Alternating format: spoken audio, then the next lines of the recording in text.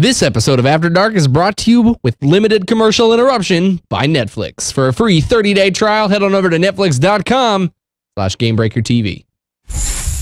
Gamebreaker TV.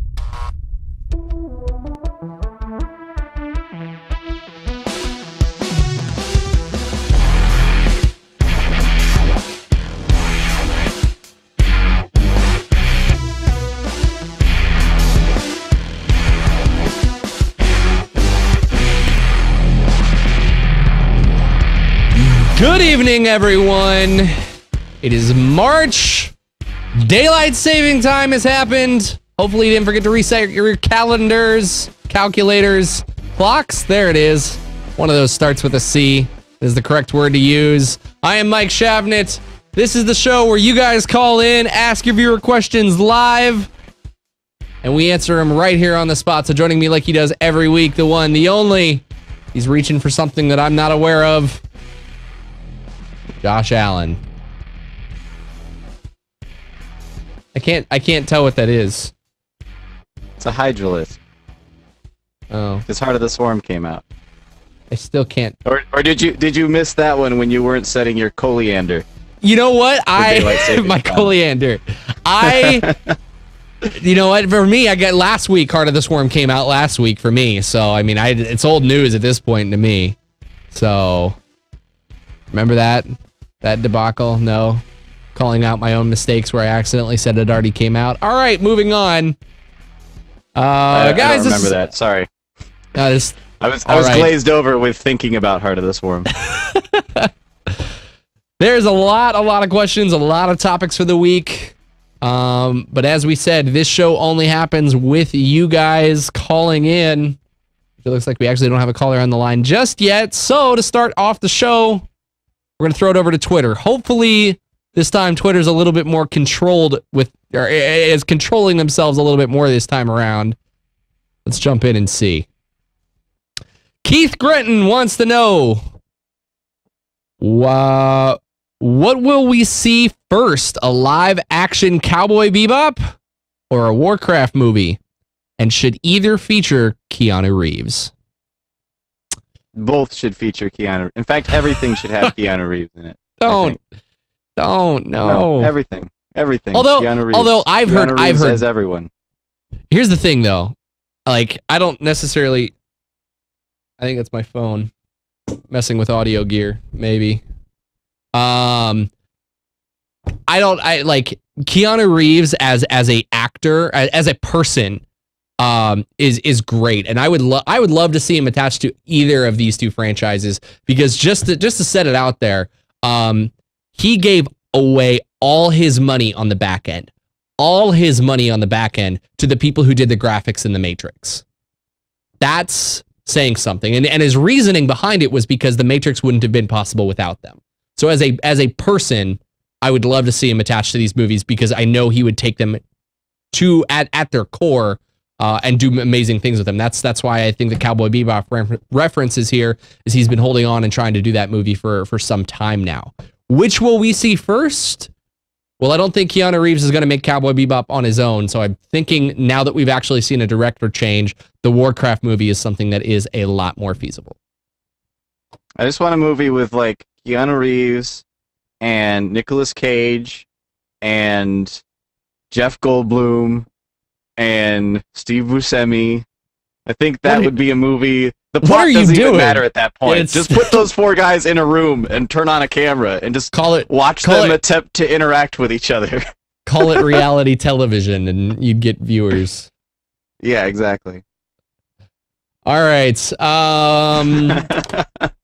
It looks like we got a caller on the line there, though, so let's throw it back out to some live callers here. Caller on the line with Gamebreaker After Dark. Tell us your name, tell us where you're from, tell us your question. Hey, Rick from Texas. Hello. Hey, Rick. And I just want to know if you guys are excited for the new Richard Garriott game. Man. How much do we actually know about the new Richard Garriott game yet? Because last I saw, it was still just kind of Richard Garriott was like, I'm going to make a new thing, and there was like a splash page, and that was about it. Do we really know it? Because the reason I say that is... Oh, go ahead. There's a Kickstarter up right now. Oh, okay. The reason I say that is the last Richard Garriott game I played was Tabula Rasa. And that was such a great idea that was mishandled so poorly that at this point, like, yeah, he made the Ultima series, which was fantastic. Yeah, Tabula Rasa had a lot of potential. Yeah, he's been involved in a whole lot of other things. But at this point, Richard Garriott, I'm kind of like, okay, man, all right. I know you're capable of making good games, but I need to know that it's a good game before I can really get excited about it. I have some trust issues there, maybe. So I don't know. At this point, I'm excited that he's still making games for sure. I think it's fantastic that he's still a member of the development community, as it were. And I'm looking forward to seeing what he comes up with. But I wouldn't say I'm like super like hyper stoked for it because I've kind of been burned by that one. I was really excited for Tabula Rasa, and it just did not work out.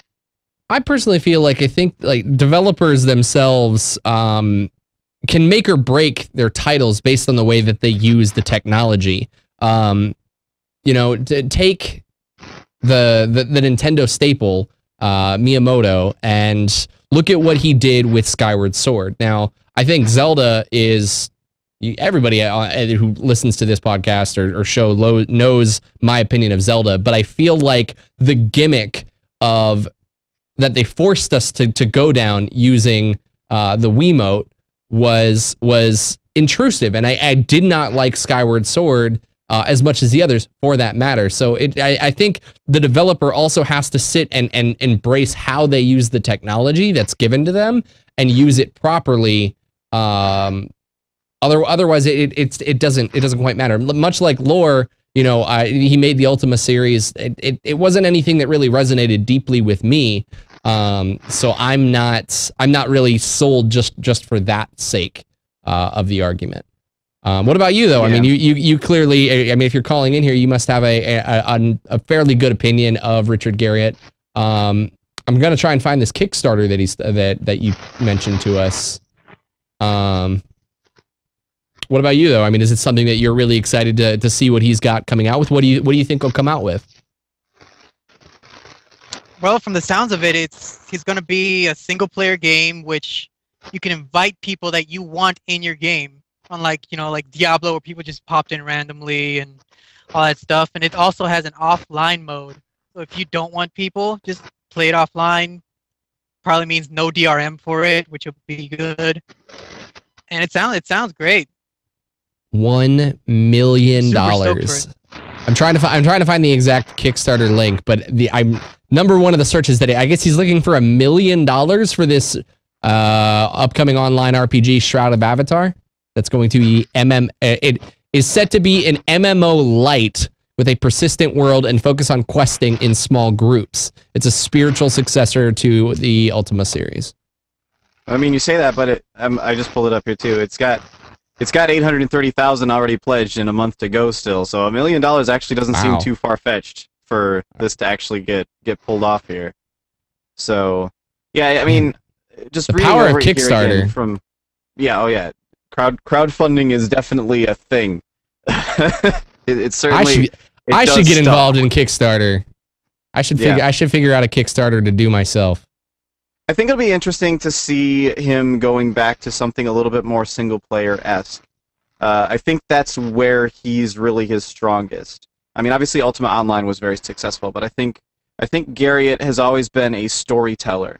So I am very much looking forward to seeing what sort of story he can tell in a new title, for sure. Shroud of Avatar. I don't know. We'll have to keep an eye on it. I don't quite know much about it just offhand, but it's definitely, I mean, gosh, 25 days to go. So it's been up for 5 days and it's already $800,000. I think someone in chat said it's the Ouya all over again. All right, real quick before we move on here though, let's see here. For $10,000, Josh, oh wow, they're already all gone. For $10,000, you can be Lord of the Manor. Want to be Lord of the Manor? Join Richard, Lord British Garriott, in a personal tour of the actual Britannia Manor and its collections. Choose one of 4 offered dates, travel expenses not covered. As a bonus, Richard Garriot will give each Lord of the Manor one of the rarest Ultima collector items imaginable. The game that started it all. This rare item isn't. He's not even offering anything besides a trip to go see him and a rare item in Ultima. And he has 10 backers for $10,000. Are you kidding me? It's not a rare item in Ultima. It's a rare. It's one of the rarest Ultima collector's items imaginable.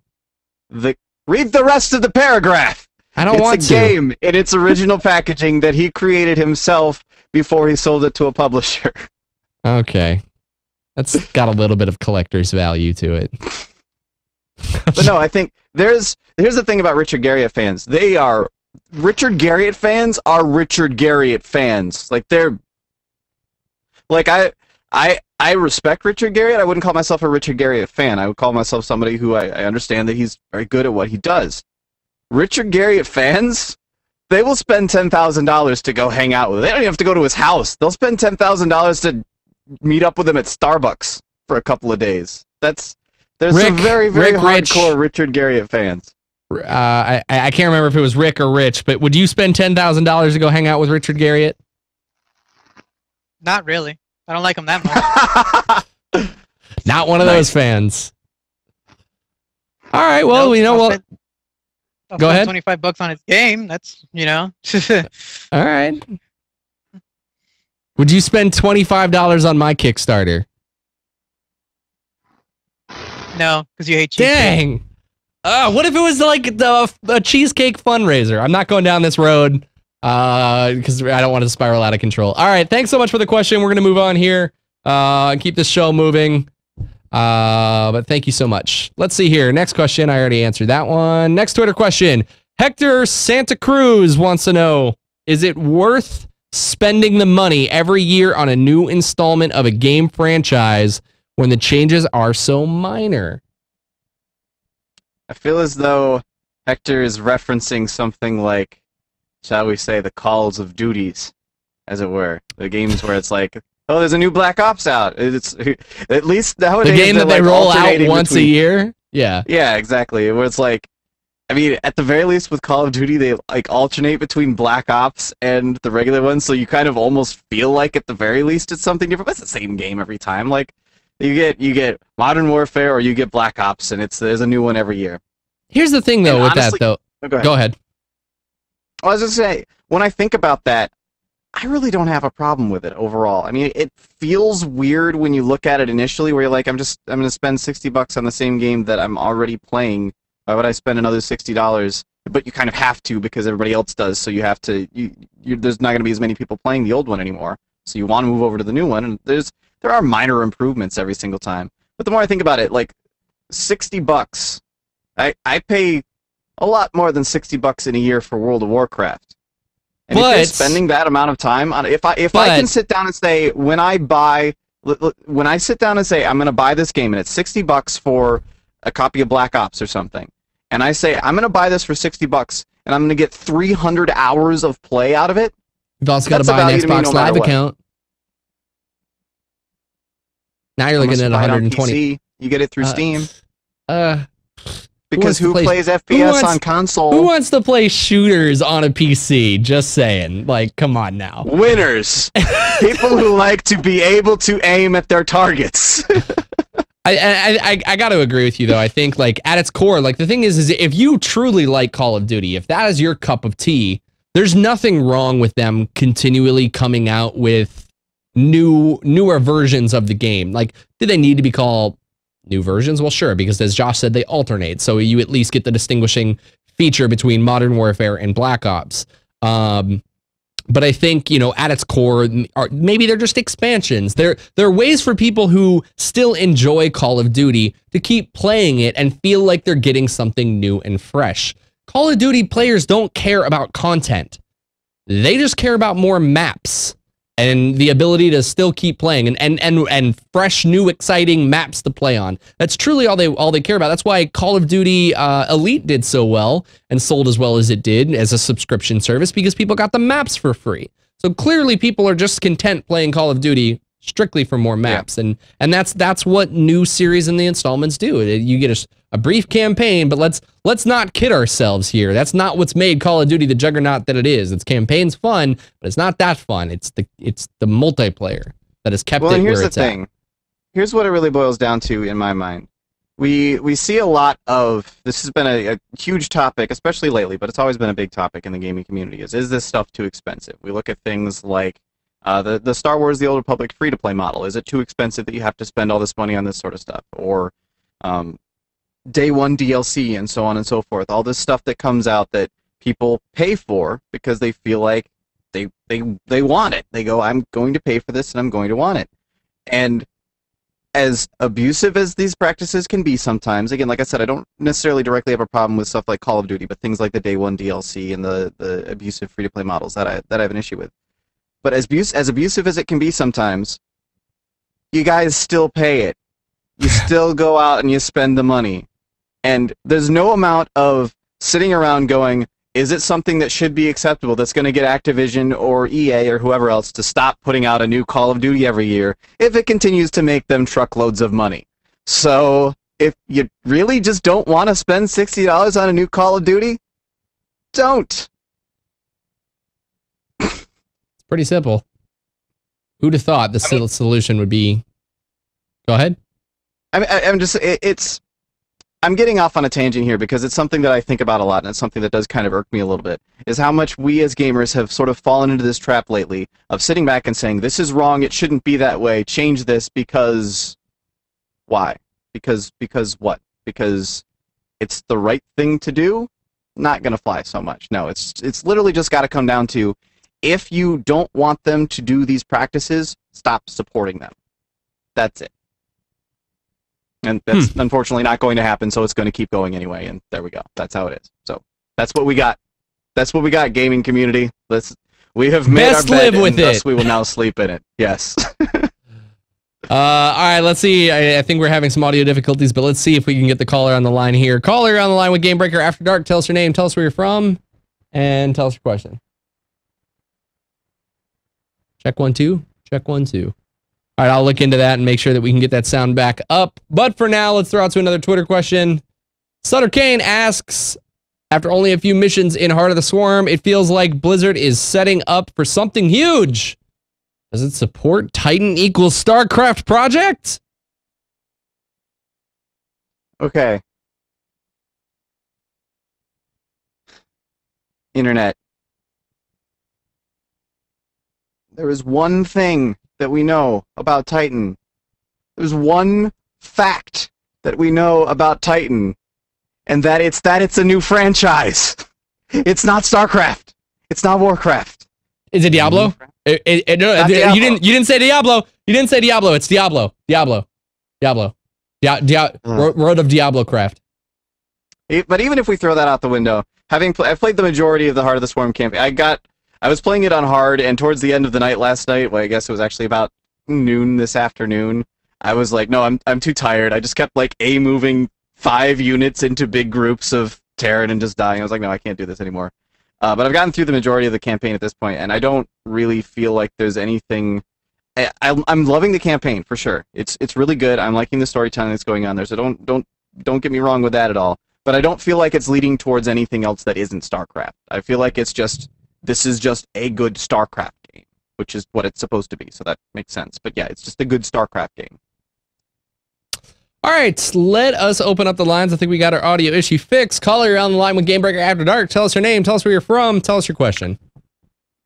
My name is Thomas, but I'm better known as Elvine in the community, and I'm from Georgia. Elvine or Elwine? Elvine. Vine as a tree, L. All right. How's it going, Elvine? You guys touched base on... I'm doing good. How about you two? Doing all right. Fantastic. You guys touched it a little bit on it last week about professions, but my question is more directly for Blizzard and WoW. And do you feel that they are going in the right direction with the game and making it quote unquote more casual, not using it as a pillar of a feature of the game, like among other games, that professions is a huge draw as a player for picking up World of Warcraft? I don't think there's one right way to make an MMORPG. I think the way that World of Warcraft does it works. I think there's other games that do professions differently that also work. I even like in games like Raiders, I liked how professions worked in Raiders. There were other things about Raiders that I didn't like, but I liked how professions worked in Raiders. I thought that was kind of is like how you get your gear is you have to craft it yourself, and you have to go out and do sort of like a Monster Hunter-esque sort of thing, where you go out and you fight specific monsters, you gather the resources, and you go craft your gear. That was neat. Games like Star Wars Galaxies, we talked last week a lot about how awesome Star Wars Galaxies crafting was. It was fantastic. I don't think there's one right way to do professions. I think it's just a question of what direction do the developers want to go with it, and is it fun in the end? I think there might be something to be said about how professions in World of Warcraft at the moment are kind of something that you forget about, and they just you level blacksmithing because you want the extra jewel crafting sockets, and then you don't care about it anymore, or something like that. But I don't necessarily looking at it. I don't necessarily think looking at it from the perspective of should it be this thing in this other game? Is it wrong to do professions this way? Well, and that's tough, because you run the risk of, if you make it, that's how it used to be, if I'm not mistaken, right? Is they used to have very specific, like, you know, we had the weapons in Burning Crusade that you could craft, but then Blizzard ended up taking them away because because the specialization, people felt pigeonholed into being forced to do those specializations for specific classes. It creates a different dynamic that I think goes in two different directions. You know, like, if I was to tell you the same person that I was when I played World of Warcraft when I was in college, I loved stuff like that.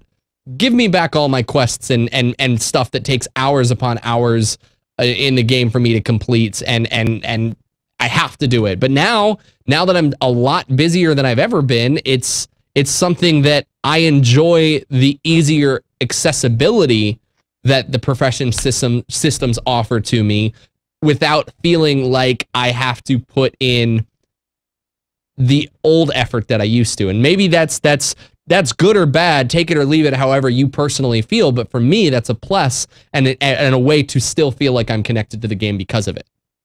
It's kind of funny. Everybody always prefers the hardcore method until they have to go casual, and then they prefer the casual method. It's funny how that works out. It's so true. It's so true. It is. Well, I think that there should be like a middle ground of somewhat. It seems that we're going way too casual. After the first tier, you don't think about the professions, like Josh said. Got my blacksmithing socket, don't have to worry about it ever again. And you never do, actually. Yeah. And it's like, left in the back burner, it's like, I feel that crafting should be a part of a game. Now, especially, and correct me if I'm wrong, you can like stop leveling blacksmith once you get the bracer socket and just be done with it. You don't even have to go through the Mist of Pandaria. No, you just have to get the socket. Well, and that's what you really want, then yes. It's kind of interesting right now too, because I do think that it was specifically with blacksmithing. They've got the it's not unlocked yet, but there's the area on the island, the Thunder Forge or whatever it is, where blacksmiths are going to get some extra stuff to make. I think it's just that crafting has kind of been forgotten in World of Warcraft to a degree, even by the player base. Like in Tier 14, there were some craftable items that people could get made. And if you were someone who, if you only did LFR, or if you were just trying to get your item level up, or in a lot of cases, if you just were unlucky with drops, especially if you were in like a 10-man or something, it was totally possible that some of those items were actually just really good for you. But we've gotten this sort of obsession with the best in slot in World of Warcraft, where if an upgrade isn't good enough, if I'm going to replace this piece of gear, then I don't want it. It's bad. No, I hate doing more damage than I'm doing right now, unless it's the most damage that I could be doing. Weren't Red Paladins even wearing leather because the leather was best in slot at one point? Yes, they were at one point. During ICC, I had a leather belt. Just reiterating what you're saying. It's ridiculous. Yeah, no. It is kind of funny. I do think that some action from the developers needs to be taken. I think there's there needs to be something done with crafting so that it's actually something that people want to do again in World of Warcraft. The concern is in making it better than the raid drops. When you do that, then people don't care about the raid drops. Or the better than the PvP gear, then people don't care about the PvP gear. So I think that the direction they're headed. Well, I think the direction they're headed is good in that now Like, the tier 14 crafted items are still useful, especially now that tier 15 LFR is out, because people are going to want those to get their item level up to be able to get into the tier 15 LFR. You kind of need to go through that gear progression now. I do think stuff like that is helpful. Just needs to be for all professions, and it needs to be a little bit, I think, less barrier to entry to actually get. I don't like the raid dropping mats. Only thing that kind of bothers me a little bit. But yeah. Yeah, no, I think I agree in general with that. What about you, Elvine? Where do you think you stand with this? I just think that they're just making it way too casual to the point. I'm a gold maker. That's what I've known in the community. So that's what I do. So like with the craftables, new PvP that came out, it's so you're the one costing like. You're the one mass buying all of my stuff when I put it on the auction house for bottom dollar because I just don't want to deal with it. And then making profits off of you because you're lazy. It's fine. It's fine. You do the work. I'll just take the quick reward. I don't care. Take it. No, but it's just like even the new crafted PvP gear. It only takes 4 bolts of wind wool. So that's so cheap and easy to obtain. It's like it's not even hard. So it's like it's not even like 100 gold probably, I think. So as a gold maker myself, I feel that Blizzard is shunning the people that enjoy making gold from the auction house and playing the market. And a lot of the community thinks that too, that gold making is not a part of the game. Why aren't you going quote unquote playing the game? A lot of people come in my stream saying, when are you gonna actually play the game? I'm like, I'm signed in. I'm playing the game. I think it's not just PvE, just PvP. The problem with this is that there's obviously different things for different players, and World of Warcraft, not that this is a problem, but the thing that we have to consider is that World of Warcraft is a game that offers such a myriad of subject matter for different people, for different players to do so many different things. That causes balancing issues, that causes gameplay issues, that causes give and pull across the board in some way, shape, or form. And I don't want to just straight up and say Blizzard's ignoring you. But it very well could be something that just isn't as much of a focus, because me personally, one of the most unattractive things in the game, that's why I give you all my stuff for free practically. And I feel like there are fewer of you than there are of me that enjoy playing the game on that level. I agree. I definitely agree. And it's just one thing that I think Blizzard messed up on. Like, say the perfect gems. They gave the ability to get gems before people even had gear to socket through research. Right. So that obviously plummeted the market for them, because players like you, I have this stuff in my bag that I can't use. I'm just going to throw it up on the auction house. Same people, 100 people that had the same mindset. There, that market's crashed already. And they're the exact same stats of the rare cut that you research. I think it's most important to remember that the vast majority of players, and we're like Mike Shafton was saying just a second ago, I don't know why I always call you Mike Shafted. I can't just call you Mike. That's weird. Mike Shafted. Yeah. Like he was saying just a minute ago, the vast majority of players in World of Warcraft don't want to have to play the auction house to get their stuff. They don't want to have to do that. And if you make it to where you do, then people just won't buy that stuff. Like, if getting the entry level PvP gear, the entry level, if people getting the entry level PvP crafted gear was a huge pain to where you had to like spend, a couple thousand gold to be able to get a piece of it or something like that, even more than like 300 or 400 gold to get a piece of it, they just wouldn't do it. And they grind Battlegrounds for a month to get one piece before I spend that much gold. Gear at that point. It's just going to there is not an option where entry-level PvP gear, I'm just using this as an example because you brought it up, but there is not an option where entry-level PvP gear is also a huge moneymaker on the auction house in anything other than quantity. So that just won't work, because if it's too expensive, nobody's going to buy it anyway. They'll just go into they'll go into Battlegrounds in their greens and die a bunch, and then buy honor gear. So, yeah. Sorry, there's somebody. I'm seemingly raising my hand. That's the second time I've done it to identify myself with the lowest common denominator of type of player that I used to despise so much. I'm becoming the player I used to hate. It's hilarious. I don't actually have a preview monitor again, so I keep not seeing that you're raising your hands until like 10 minutes later. All right. I'll try and get that fixed. Unfortunately, though, we got to move on from this topic just because we got other callers waiting. Thank you for taking my Thank call. you so much for your call. We appreciate it, and please, by all means, call back again. All right, let's head on over to Twitter and take this question. Kayla Brooks wants to know, what are your thoughts on the Steambox PC being worse than the PlayStation 3 for lounge room gaming? Would you buy one? I haven't looked into the tech specs here. Is it technically inferior, or are we just talking about the philosophy and idea behind the Steambox not working to like play in your living room? I think the idea of a Steambox is interesting. I'm still skeptical that it can work. And the reason I say that is when they first started doing the whole Steambox thing, they came out with the updated version of Steam that had like the full screen and everything, and they had the like, we're going to put games on sale that can be played with a controller. And there was a few games in there, and there was things like, I think Gianna Sisters was in there, which is a platformer, so obviously, like Super Meat Boy, games like that were in there. And then there was Counter-Strike. And I was like, so is this like a different version of Counter-Strike or something? No, it's the same version of Counter-Strike. Everyone else is playing with a mouse and keyboard, and they were like, you can play this on your Steambox with a controller. No, you can't. No, you can't. You cannot. You cannot do that. That cannot be considered playing what happens when you try to play PC Counter-Strike with a controller. You can't do that. It doesn't work. You just die. That's all that happens. You stand there running into a wall while some other guy's doing flips around you and bouncing in the air, and I don't even know what these guys managed to do. Like, bunny hopping has gotten ridiculous in the last, like, 10 years since I've been playing Counter-Strike. And then you're dead. That's it. That's what happens if you try to play Counter-Strike with a controller. And I think that's the biggest issue that the Steambox is going to be facing, is the fact that it's still PC games, and the vast majority of PC games are created with a mouse and keyboard in mind. So yeah, sure, the platformers you can play with stuff like that, like driving games you can play with a controller, no problem. Things like that, sure, if it's something that's designed, like Trials, obviously. You could play Trials Evolution or Trials Gold on a Steambox on your screen. No problem.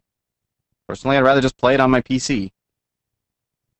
Here's where I think the core of the problem with the Steambox is going to become, is that the Steambox, and I haven't seen anything recently on it, but if I'm correct, Josh, real quick, it's modular, right? You can buy different pieces and kind of upgrade it and switch it out. It's basically just a PC that runs Steam, is what it is. So here's what the issue is going to be, is lounge gaming is I'm just going to classify them as console gamers, because that's kind of what the equivalent to them is.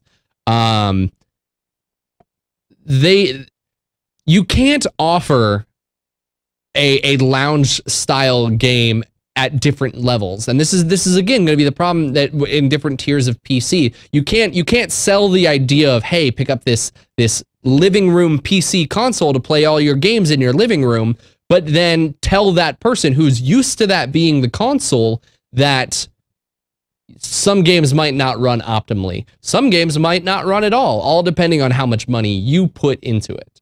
And I think what we'll see there is as kind of Josh said, we'll start to see the segregation of the people saying, why would I buy this? If I literally am treating this like a PC, why am I buying this like a console? Why am I just not making a PC? It's kind of like, if you want, well, I'll put it this way. If you want to play PC games, you will have a PC. You'll just buy a PC, because if you want to be able to experience all that there is in PC gaming, you will just buy a PC, and maybe you'll hook it up to your TV for certain games, but you don't need anything special to do that. Especially nowadays, most TVs can even accept like just an actual like monitor input, no problem. Or most monitors are using HDMI nowadays. It's not a big deal.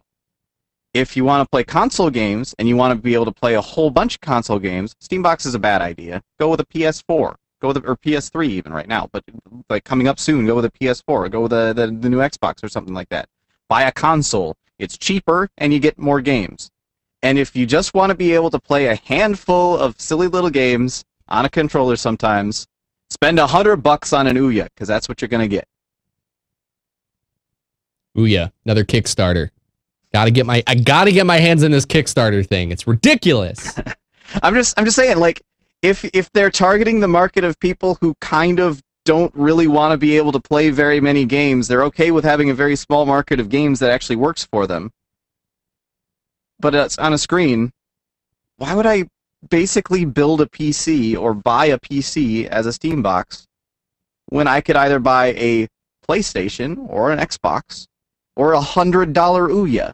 Why would I do that? I wouldn't. So that's my beef with the Steam box. I think it's a great idea. I want to see it work, but it's going to require like something like, you remember what was that console that never actually had, the Phantom or whatever it was, ages ago, where they had like the lap board that was like a little mouse and keyboard setup, but that it sat on your lap, so you could like sit on a couch playing like first-person shooters or something like that.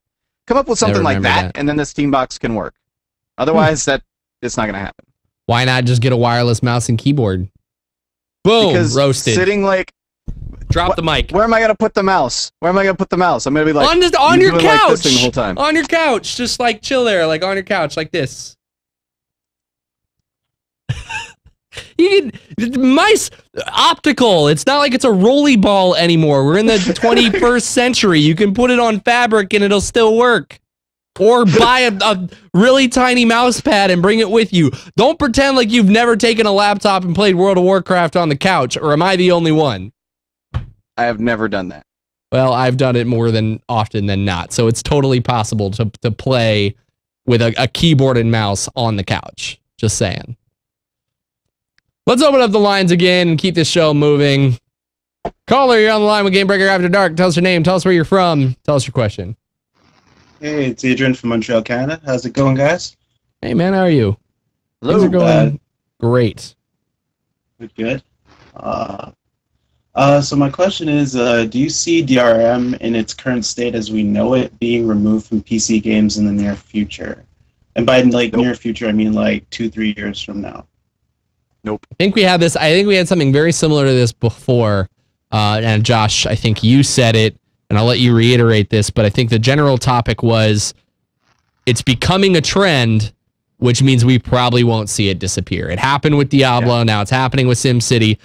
We're going to see this start to happen more and more. People just need, the developers need to anticipate what's going to happen a little bit more. If that's the way they're going to do it. There's a possibility of seeing people move away from always online DRM just for the sake of always online DRM as things like Diablo and SimCity continue to happen, where these games come out and they say, well, we're just going to make people always be connected, and then they go, holy crap, that's actually a huge investment to even be able to make that work. It'd be better for us to just have people pirate our game than spend all this effort into making this thing work. I think there's a possibility of seeing stuff like that going away, but in the idea of DRM in general going away, no, sorry, we're stuck with it. Yeah. It's not like in general. Around. Yeah, just like the online one too. But didn't Ubisoft drop it like last year? People have been okay. We've been seeing companies every once in a while. We do see companies that just say we're not going to use DRM. We're just not going to do it. Like even like the Humble Bundle, for example. Those are all DRM free. You can put those on as many floppy disks as you feel like and share them around. I mean, it's illegal still, but you can do that if you really want to. We'll see people do that. We will see companies say we're just not going to put DRM in our stuff. It's always as a selling point. It's always like the only reason somebody will come out and say we're not going to put DRM in our stuff is because they want you to buy it because it doesn't have DRM. That's why that'll happen. And other companies will continue to put DRM in place. And I think as long as DRM is done in a way that isn't abusive to the actual paying customers, it's fine. I don't mind the idea of someone wanting to make sure they actually get paid for their product. I don't have an issue with developers earning money properly, right? If they created a product, they should get paid for it. Yeah. But it's when it comes down to the point of like SimCity, where, okay, yeah, sure, SimCity has online multiplayer features. It doesn't really strike me as a multiplayer game in the slightest. I think that was, they were like, how can we justify an always online DRM? That's kind of how those feel to me. Quick, online features, go! Yeah, exactly. Like, all right, we've got this always online DRM set up. How do we present this in a way that isn't just that it's always online DRM? That's kind of how that felt to me. And when it's stuff like that, I do feel like that's abusive to the consumer. But if it's something where, like, for example, StarCraft, Heart of the Swarm, just came out last night. First of all, crazy. Heart of the Swarm came out. I watched the countdown on the live stream. The countdown on the live stream finished. I logged in and started playing Heart of the Swarm. Crazy, right? I was able to play the game when it launched. That doesn't happen. But as I was playing it, my internet went out. I was streaming. That was actually the only reason I even knew. It was because my stream went down. I was like, oh crap, why is my stream down? And then a little thing popped up that says, you've been disconnected from Battle.net. And at first I thought it was like, oh, Battle.net just went down for some reason. Wow, it took that long for them to actually have an issue, and even that they didn't have an issue. It was just that my internet went out. And I was able to keep playing. I didn't because I wanted the achievements. I just waited for my internet to come back. But I was able to just keep playing, and it was no problem. I think stuff like that is fine. I think the idea of developers wanting to be paid and publishers wanting to be paid for their product, I don't have an issue with people wanting to actually make money off of the thing that they do to make money. That's why it's there. But as long as it's not abusive to the actual consumer who bought the product to begin with. That's my thoughts on DRM.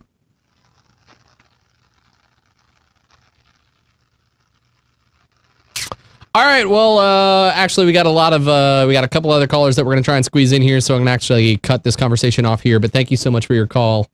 We greatly appreciate it. So, please call back next week or next time you got a question.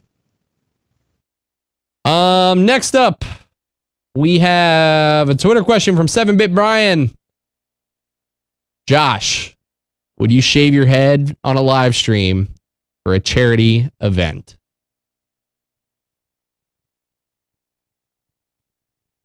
Depends on the charity.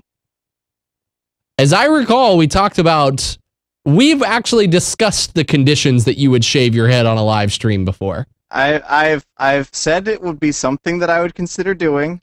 Just saying, but it'd have to be for a really good cause. It was thrown out there for MOP launch and it didn't happen. Yeah. I don't remember. Oh, it was because it was something we were talking about where Kingdoms of Amalur. We were talking about Kingdoms of Amalur, the stream. Originally, we were talking about Kingdoms of Amalur, and we said no, we didn't really want to do it for that. But then for MOP launch, we were talking about the idea of if Mike B and I were racing again, whichever one of us lost had to do something.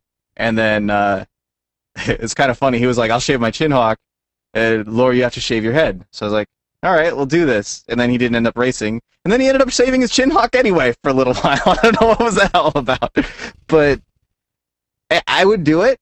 It just has to be for the right reason. It's not just gonna be like, hey, we have this charity event for, I don't know, like people who don't have red shoes. You need to. We have a charity for people that don't have red shoes. Will you please? There you guys go. Charity event. Hashtag Devil or Shaves Head. Hashtag make this happen. All right. That time of the show where we bring up Netflix for a free 30-day trial. Head on over to netflix.com/GameBreakerTV. And you know what Netflix means. Netflix means it's time for some Eduardo's Corner. I don't have any music, so I'm gonna just play this again. Do do do do do do do do do do do do do do do do do. Eduardo's. That means I get to leave, right? No, because we got Eduardo here. You don't want to leave. Hello, guys. Hey. Why do you want to leave? Why do you want to leave? Because he hates you. He told me. That means I leave. Listen, I'm hungry. I'm very disappointed that you didn't want to coach StarCraft Little League, Lord. Sorry, I'm just really hungry. This Netflix ad is brought to you by Cheez-Its. I was trying to not put them on the screen. I would just Too late. Double advertising at its best right there. Wow. This whole question. Yeah, that's what you get. All right, Eduardo, what do you got for us this week? Okay, do you think that Pokemon can be considered animal cruelty?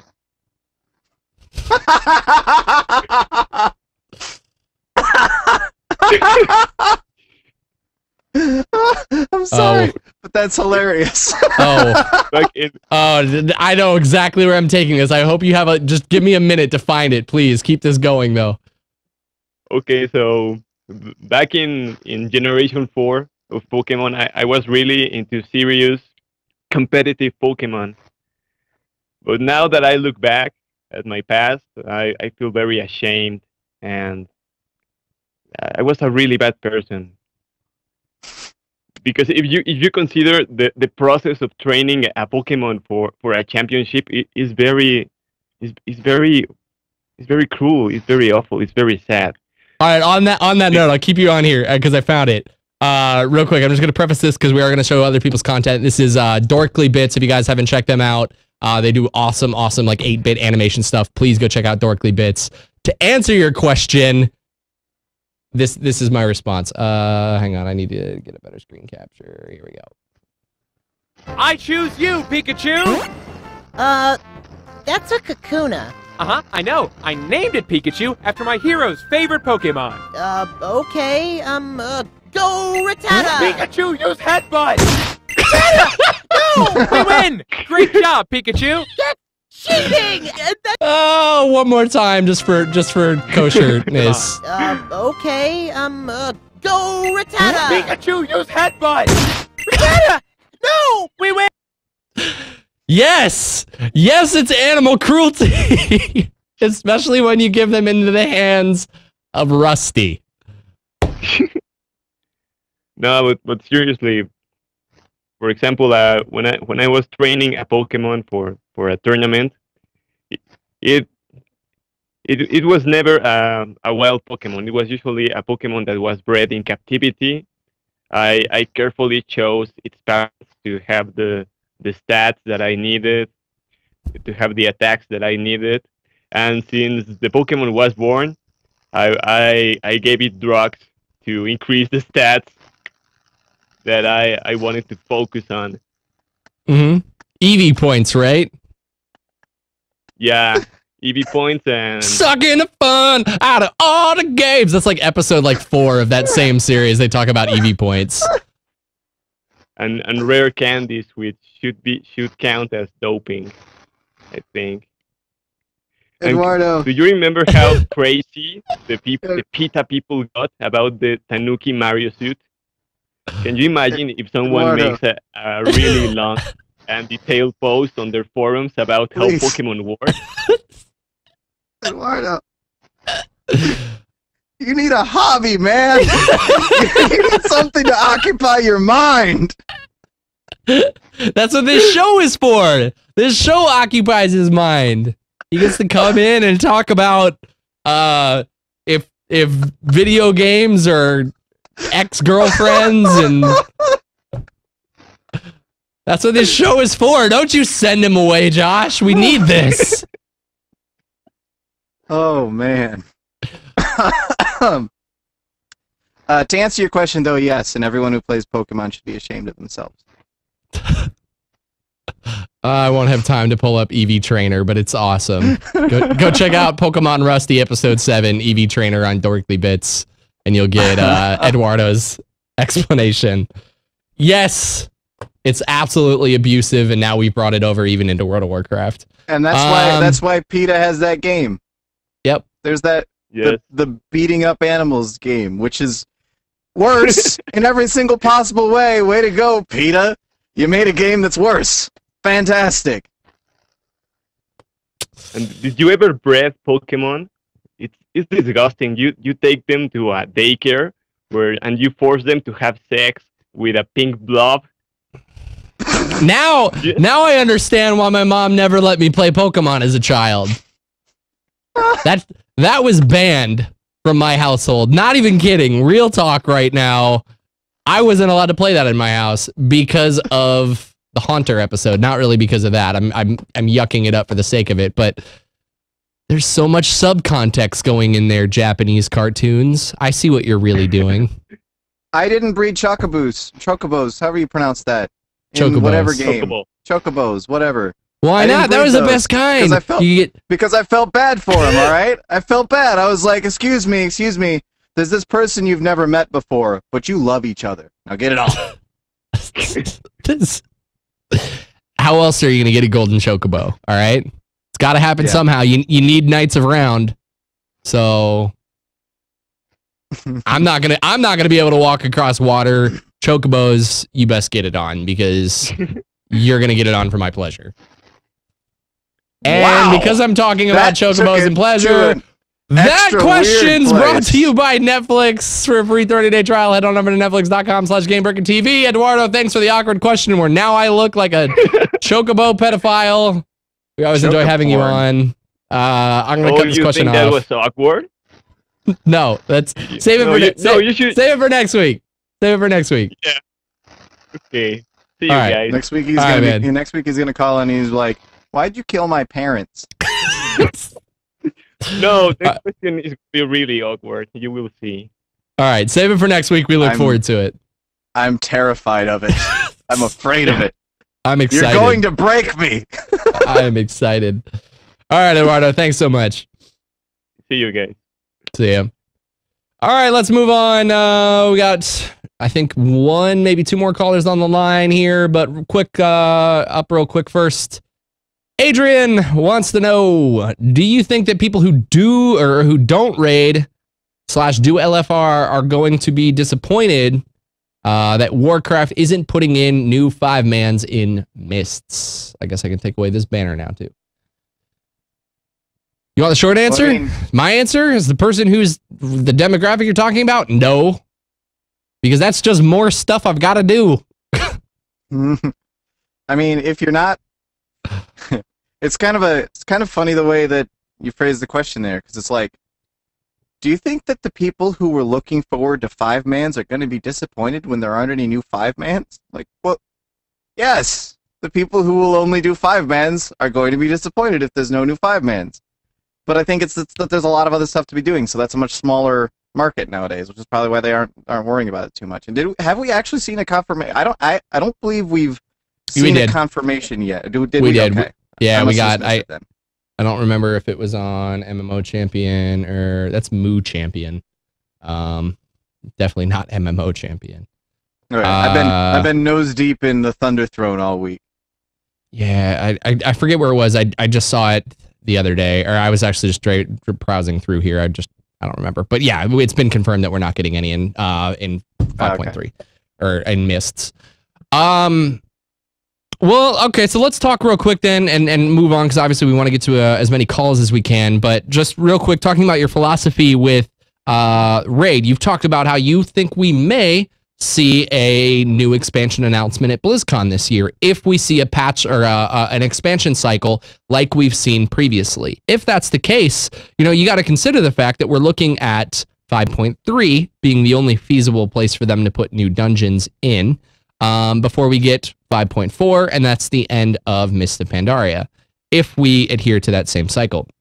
So is there time, like with 5.1, we got the new zone in Krasarang that kind of evolved, and we got that huge quest lines. Why are you smiling?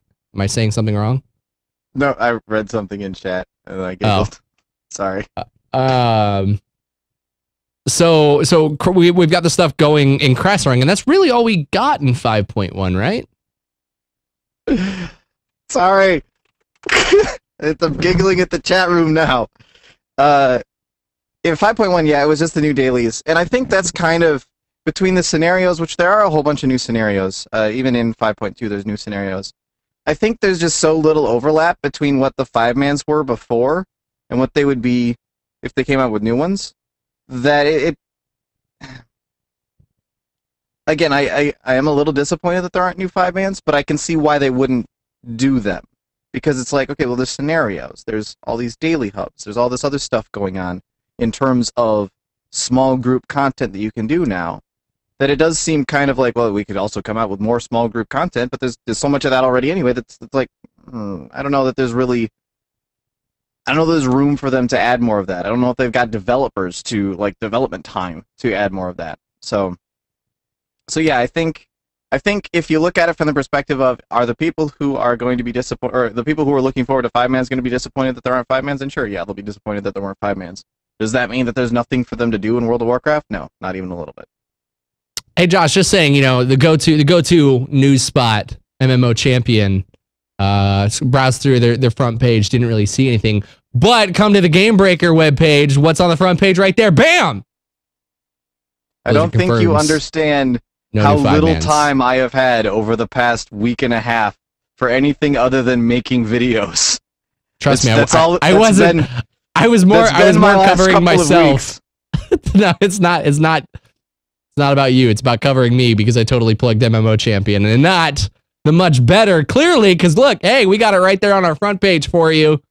Gamebreaker TV gives you much more up-to-date information. And you know what? Much easier to find. Much easier to find. Big old bold text. Just saying. Anyway. All right, let's open up the calls. Nobody goes to that website anyway. Gary's going to kill you.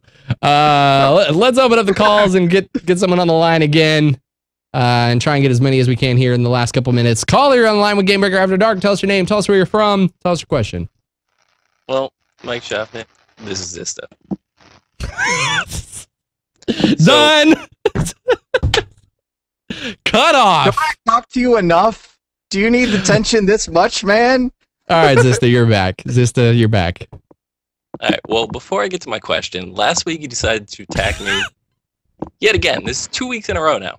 We're going to make it 3. You realize you're about to make it 3 weeks, right? Well, I think what the actual problem is your inability to cope with your own problems. You know, we really do You're the care one about dying all the time. What are my problems? We really do care about you, Mike. Anorexia is not just a physical problem, but it's a psychological one as well. I understand that your desire is to stay slim so you can fit into your yellow dress in time for BlizzCon.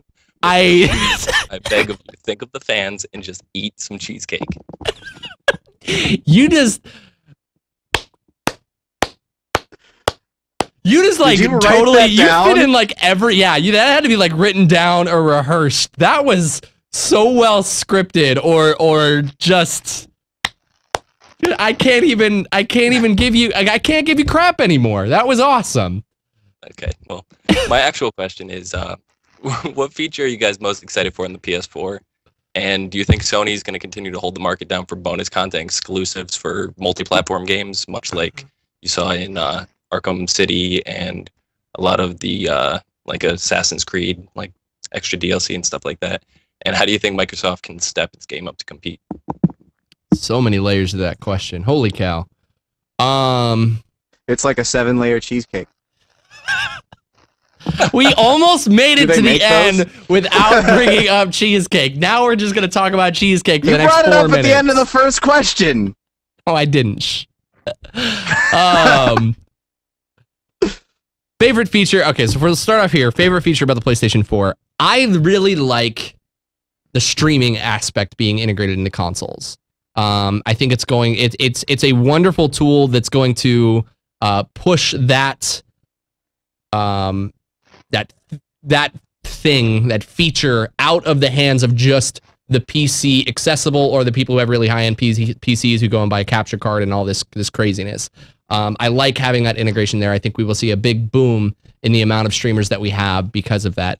But to go one step further, I don't like what it's doing because they're just adding another feed. Like they're creating this whole nother social feed that's you're just gonna get bombarded again with check out my 10-second clip, check out this, I just uploaded a new video, tagged you in this video. Like if I've got to deal with another Facebook and Twitter spamming me every time I turn my PlayStation on, I don't know if I will be able to like at some point, and this is what I've said when they talked about it, across all social medias, at some point something's going to break.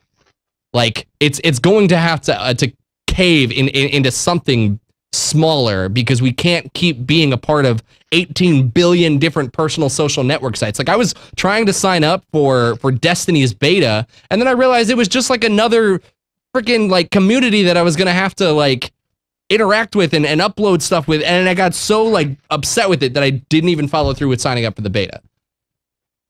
That's my concern, but I also really like where it's going with that. What about you, Josh? Oh, I might have lost your audio. Audio connection restored. You there? Oh, there we go. There we go. Yeah, is it better now? Sorry, GoToMeeting was flipping out in the middle of that. I don't know what that was all about, but I'm back now. So what? Where were we? PlayStation 4. What's your favorite feature? I think the biggest thing I'm looking forward to, I know you talked about the streaming a lot.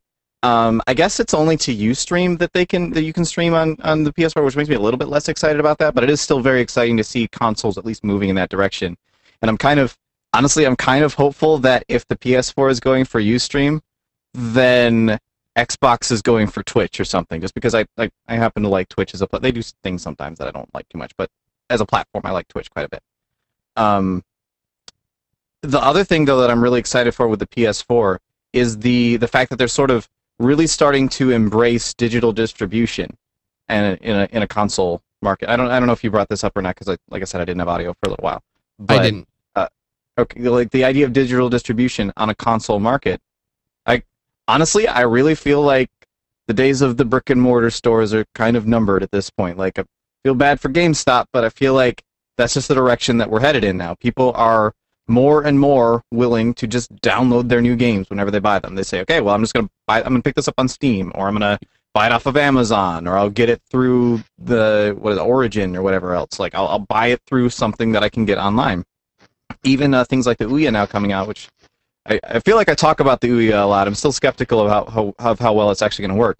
But things like that coming out where it's all digital distribution, I feel like that sort of thing is something that people are really starting to embrace nowadays. And seeing consoles move in that direction makes me hopeful for the future of consoles. It means that the console manufacturers aren't just sitting back and going, well, let's just keep cranking out the same thing we've always done. They are actually looking forward and trying to find ways to push consoles into the next generation. So that is another thing that I'm really, really hopeful for. Now, you mentioned this of a contrast here between PlayStation and Microsoft, and the other part of Zista's question was, what can Xbox do to come out of the gate to combat what they're doing? Obviously, you mentioned Twitch, and it seems very strange that, like, Ustream, yeah, it's a streaming service, but I think, you know, we saw it with people trying to justify owned, and I think it's just Twitch is becoming the location for gaming streamers. So it's odd that PlayStation wouldn't step into that territory. Do you think that's going to give Microsoft the edge there if they've secured the rights to Twitch? That's kind of what I'm wondering too, is because we know that Twitch has been super aggressive about marketing themselves to other platforms, and we know that they already did. They were working on something. I honestly don't even know if this ever really came into fruition, but they were working on something for the Xbox 360 for Twitch. I remember hearing about that a while back and going, oh yeah, this is this thing that they're working on. And it never really went anywhere from there. It was part of like their last big site redesign or something. But that's kind of the first thing that comes to mind is, okay, the reason that the PS4 is going with Ustream, because why would you pick Ustream over Twitch, is because the Xbox is doing something similar with Twitch. Now, what about exclusivity titles? Zista, I mean, obviously, you kind of feel like the PlayStation had a good couple ones to offer. What do you guys think about? Exactly. Some people, and myself included, can kind of take the stance of console exclusives can limit the overall saturation of the game's ability to sell. However, I personally enjoy, in terms of playing, I enjoy console exclusives. That's tough to say, gosh, because I don't enjoy console exclusives. I don't enjoy having to buy a new Nintendo every time Zelda comes out, but I'm darn sure going to do it every single time. That's actually one thing we can agree on. Like, all right, sweet. So we're already getting somewhere. We're patching those holes. And Kingdom Hearts. Yes, two things. What about Final Fantasy? Yeah, I love Final Fantasy, but isn't that multi-platform now? We're like bros at heart. Not technically versus, maybe, hopefully. I don't know. We'll find out at E3 if they've scrapped that project or not. Because like I was saying, I don't like console exclusives because I will pay for them. And at their core, what is a console exclusive doing other than selling me the hardware? What is being offered on what does playing Kingdom Hearts do for me for playing it on Xbox versus playing on PlayStation? Really, at its core, nothing, because the buttons and everything are going to transfer over and it's going to be the same exact game. And then I don't have to go buy a PlayStation in order to go do it. I don't know. Do you agree? Do you disagree? Where do you feel in terms of that kind of territory?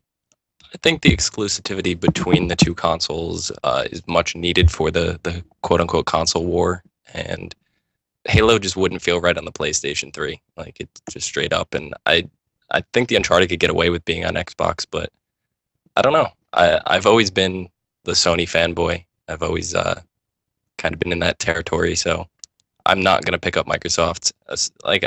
The main reason I didn't get an Xbox this time around was PlayStation plays online for free. I'm not gonna pay subscription to do the same thing I'm doing. But it's so much better. I don't care that much about Halo. Fair enough. And I haven't, since I put down Call of Duty, and I actually didn't even pick up Halo 4 this time around, I haven't picked up my Xbox at all. And I find myself playing my PlayStation more often than not because of the free online experience. So I definitely can, I think PlayStation really has that going for it. But to justify the difference between, it's night and day. Like the experience that you get with paying $60 a year is in my opinion, worth it. Josh, I don't know. You've been kind of silent on this whole topic. What are your thoughts on the exclusivity?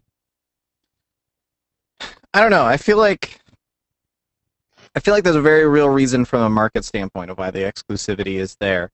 It sells more stuff overall having exclusives than if everything was cross-platform. And I don't know. I feel like consoles just sort of need to have their flagship titles, and flagship titles need to be flagship titles for them to exist. I feel like if Halo was cross-platform, or if Uncharted was cross-platform, it almost seems like less people would have bought it, and that's probably why the exclusives end up happening more often, because people can say, okay, well, if we make this exclusive on the PS3, then every PS3 owner is going to buy this. Whereas if we make it cross-platform, then are we going to reach all of those people? Are we going to actually get? It's kind of funny where if it's only for that console, more people actually end up buying it because it's only for that console that they have in a weird way. I don't know if that's exactly how it ends up working out, and I know that there's kickbacks that the publishers will get for making their titles exclusives from time to time. Or alternatively, on the lower end of the spectrum, it can be cheaper to only develop for one console. I don't know, honestly. I think there's a lot more layers to the exclusivity issue than are really apparent at first glance. It's not just a matter of someone saying, "Well, we're Bungie or whatever. We only like Xbox, so we're only going to make games for Xbox because that is the one that we like." There's a lot more going on to it than just that. Sure. Yeah, I don't. It's tough to say. The real question is, which system is going to have the cheesecake exclusive? Zista, we were doing so well until you had to bring cheesecake back up. I hope it's. So it goes. I don't even know which one I hope it is, because unfortunately I'm married to every single console. I'm married to Nintendo for Zelda. I'm married to my Xbox for. I don't even want to say shooters anymore because I don't even play shooters that much. But gosh darn it, I'm just gonna have it just to have it, so I can get any console exclusive that comes out. And then on top of it, I need PlayStation for Final Fantasy 13 Versus, which is going to be coming out, and they're announcing it at E3. I'm calling it this right now. Final Fantasy 13 Versus E3 this year happening. Hashtag I want it. All right, that does it for this show. Zista, thank you so much for calling in. Unfortunately, that's it for our time. I would tell you to go die somewhere, but I don't think I have to tell you to do that. I'll do that anyway. But hashtag Team Cheesecake. No. Hashtag no thank you. Cut off. Done. Josh Allen, you can follow him right there on Twitter at Devilore. Be sure to check him over at tankspots.com, where he's putting up a whole bunch of raid guides just for you guys. Anybody who's enjoying 5.2 right now, be sure to go check those out. Putting a lot of hard work into those. And then in his off time, he pets figurines.